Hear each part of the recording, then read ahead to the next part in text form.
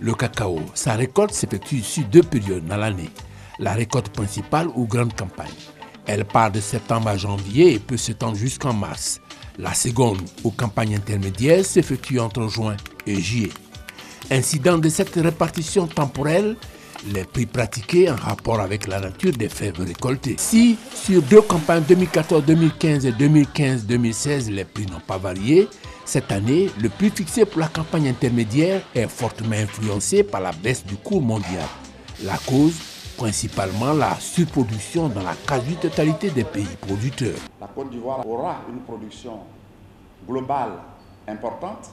Il en est de même du Ghana voisin, de l'Équateur, du Cameroun, du Nigeria, de l'Indonésie.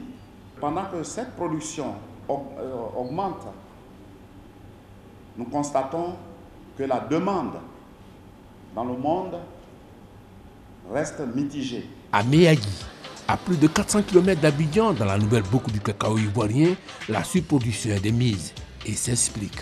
Quand la réforme est venue, les planteurs ont commencé à se retrouver. Ils ont commencé à entretenir les plantations.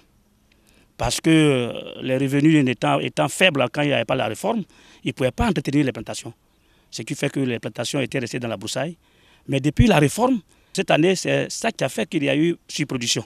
Autre donnée à souligner dans la région, le prix en baisse de 30% par rapport à celui de la grande campagne est malgré tout accueilli avec bienveillance parce que respectant la parole donnée. L'État nous a dit qu'il allait nous donner 60%. Et réellement, quand on prend nos petits bics et les calculatrices qu'on a aujourd'hui, on voit que ce qu'il a dit, il a respecté. Bon, on ne peut pas faire plus que ça parce qu'il nous a promis 60%. S'il nous avait donné en dessous de 60%, vraiment on allait se plaindre. Mais comme il nous a donné le prix, les 60% qu'il a dit, bon, on va prendre ça comme ça. Cette parole donnée et respectée a permis aux producteurs de faire des investissements dans l'immobilier avec les cours mondiaux de BE sur les 4 ans après la réforme. Le quartier où nous nous trouvons, ils avaient plusieurs lots qu'ils avaient abandonnés. Mais depuis 2 ans, ils ont commencé à se rattraper. Ils ont commencé à bâtir des maisons. On est beaucoup dans la famille.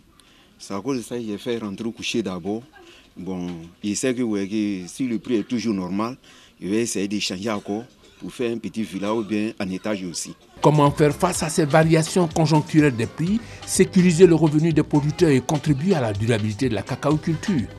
Les paysans cacaoculteurs ont leur petite idée. En faisant un peu de tout, quand une filière ne va pas, l'autre va, tu peux te rattraper là-bas. Mais si tu restes sur une seule filière, si cette filière-là est perturbée, vraiment c'est un peu dur pour toi. À la diversification des spéculations, les pouvoirs publics veulent associer la transformation de ces produits et ce sera le début de la fin du yo-yo des cours mondiaux et ses conséquences pas toujours favorables aux producteurs.